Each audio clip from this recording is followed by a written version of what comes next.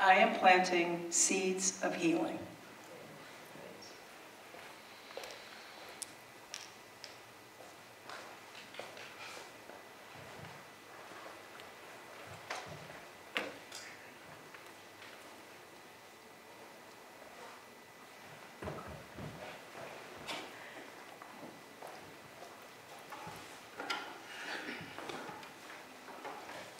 I grew up in a household filled with music.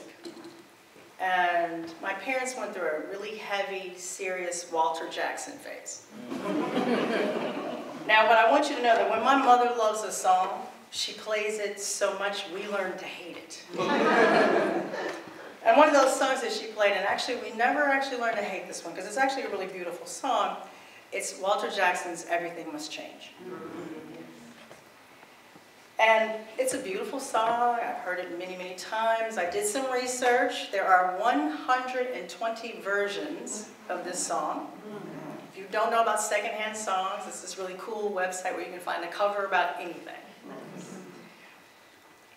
George Benson sung it. Phil Perry's done it. Olivia Adams has done it. Absolutely beautiful. Peggy Lee, Barbra Streisand, Nina Simone, B.B. Winans, they've all done it.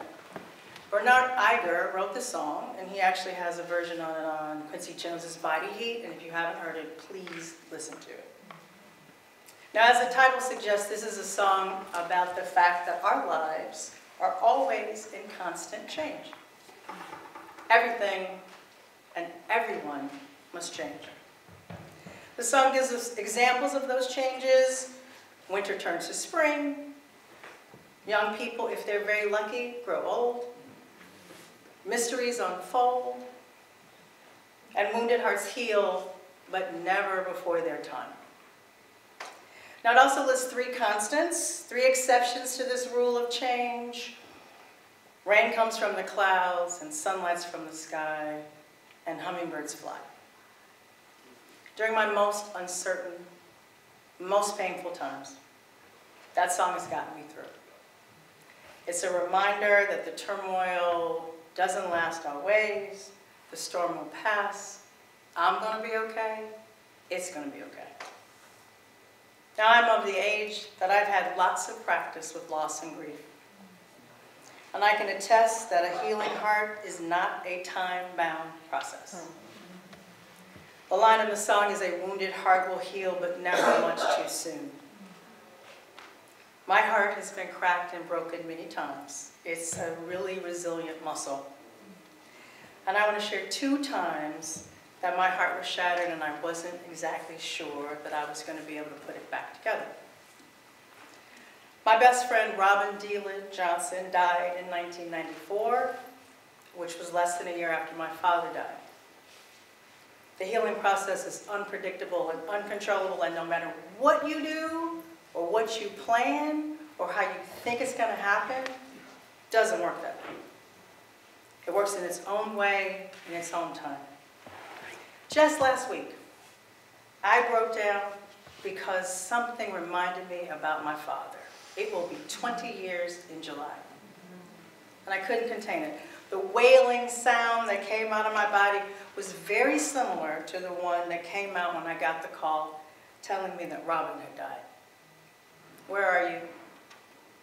I got some bad news. I was walking back from my office after lunch when I got that call, and as soon as I hung up, my body shook. And I fell down to the ground on my knees, and a pained wail came out of my mouth, and I screamed. The sidewalk was covered by a concrete building, and so the sound echoed, and everything stopped. White noise rang in my ears, and tears streamed. And after that initial wail, the sobs were silent. I remember choking on those sobs. I could not breathe. I could not think straight. I'd already lost my father, so this was a very familiar feeling. I knew that confusion, that pain, that sadness. The first week after my father died, my brother and I marveled that we had survived. We kept thinking, if we can live through this, we can live through anything. I moved in the world with wonder and surprise that although I felt like my flesh had been ripped from my bones and my muscles and my tendons, I was still standing and still walking. To Despite the fact that for one solid week I could not stop coughing, I still had breath. That despite the fact that my first love was gone, I still felt love, deep, profound, unshakable love. That in between the tears that I thought would never stop, I could and I did laugh. And that even though I felt like I was walking, sleepwalking across time and space in a completely different dimension, nothing had actually changed in the time-space continuum. I wanted the world to stop and take notice. Don't you see how much pain I'm in? Don't you see how much pain my family is in? I wanted everything to stop. Stop what you're doing. Just stop. That isn't how this works. The world continues to move forward. People go on with their lives, even the ones that stop and hold us and let us cry and wipe our noses. They eventually go back to their own lives.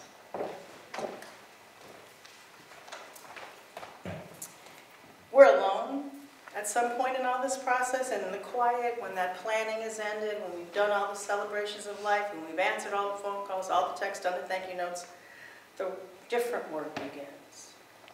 There are fewer distractions then, and more memories. There are more moments to miss our loved ones and feel that loss really deeply.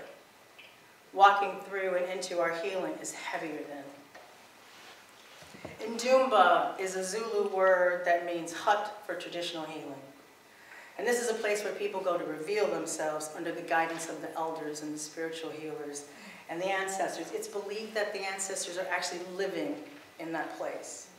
And in this place, people go to tell their stories about their pain and their trauma, and it's a way that we reverse those things. And it's in this community that the healing begins. And I've been thinking a lot about grief lately and what it would look like in such a place like that. Like, what would it feel like? Without people watching and waiting for us to get better because our pain makes them uncomfortable.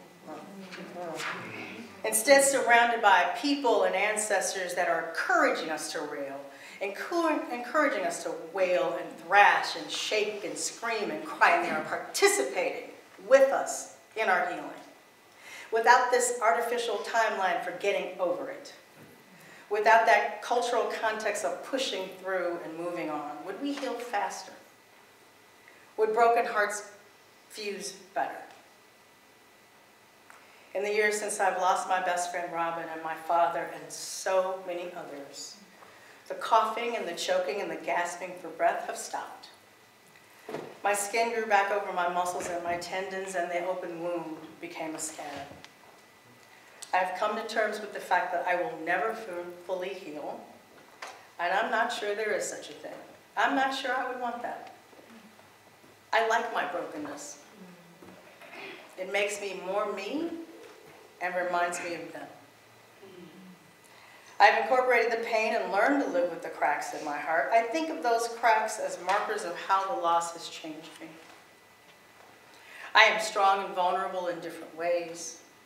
Impatient because I understand what is most important and what is not, and I don't want to waste any time on the unimportant.